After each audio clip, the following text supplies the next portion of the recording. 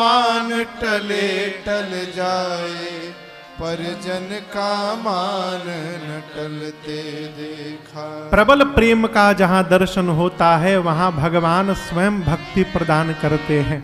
अस्तु राम जी ने काकभुशुंडी जी को भक्ति दी अपनी। भगवान शंकर ने राम जी काकभुशुंडी जी को यही उज्जैन महाकाल मंदिर, महाकाल जानते हैं ना, अयोध्या में जन्मत मिला किसको? भुशुंडी जी को। अयोध्या में, अयोध्या से गए उज्जैन। गुरुदेव भगवान वैष्णव थे, काकभुशुंडी जी भगवान शंकर के भक्त थे, शिव भक्त जानकर गुरु जी वैष्णव थे, इनको शैव मंत्र दे दिए। अब ये कहते थे कि शिव जी का भगत वैष्णव भक्त से बड़ा होता है। वैष्णवों से द्रोह रखते थे काकभुशुंडी जी।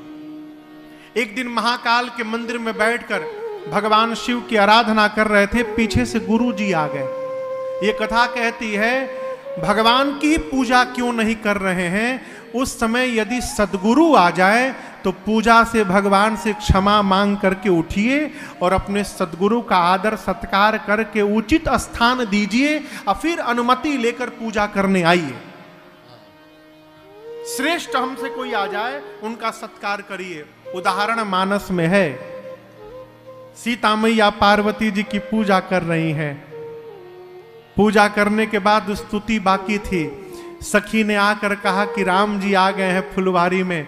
सीता मैया पूजा छोड़ के रघुनाथ जी को देखने चली गई, प्रणाम करके आई और फिर मां ने स्तुति को पूर्ण किया है। काकभुशुंडी जी मंदिर में बैठे रहे उज्जैन के।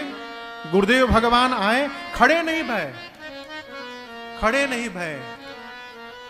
और शिष्य के द्वारा सद्गुरु का अपमान भगवान महाकाल बर्दाश्त नहीं कर पाए।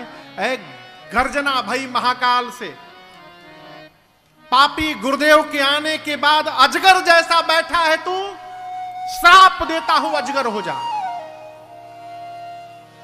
तब गुरु को दया आई गुरुदेव भगवान को। वहीं पर गुरु जी ने प्रार्थना की, नमामि शमीशान निर्वाण रूपम। ये स्तुति वहीं पर गुरु जी ने गाई।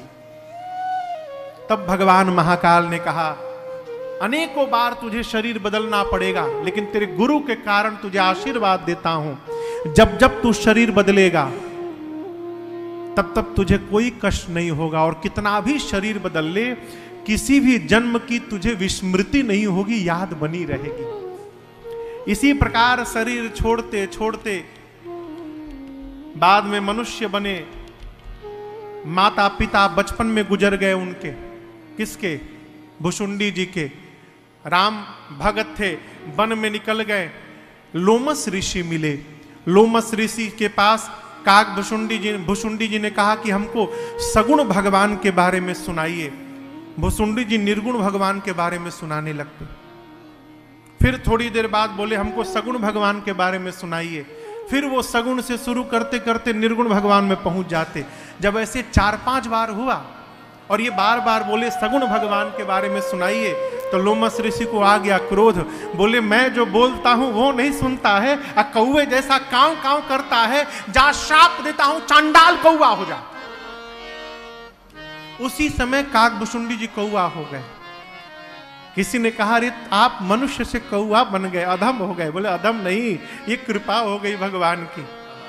अभी जो आपसे कह रहा था कि जीवन की स्थिति परिस्थिति बदल जाए, मन की स्थिति बदलने से रोकिएगा, दर्शन करिए। काकभुशुंडी जी कौवा बन गए तो रोए नहीं, हंसने लगे। कहें कि भगवान ने कृपा कर दी।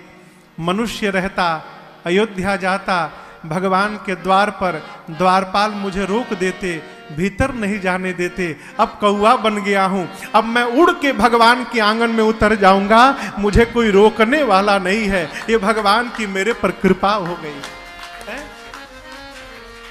और उस दिन जो कौवा बने, आज तक कौवे के ही रूप में है। किसी ने कहा कि आपको तो आशीर्वाद है, कोई भी रूप धारण कर सकते हैं, कौवा क्यों बने हैं? काकभुशुंडी जी बोले देखो, एहि तन राम भगति ऊर्जा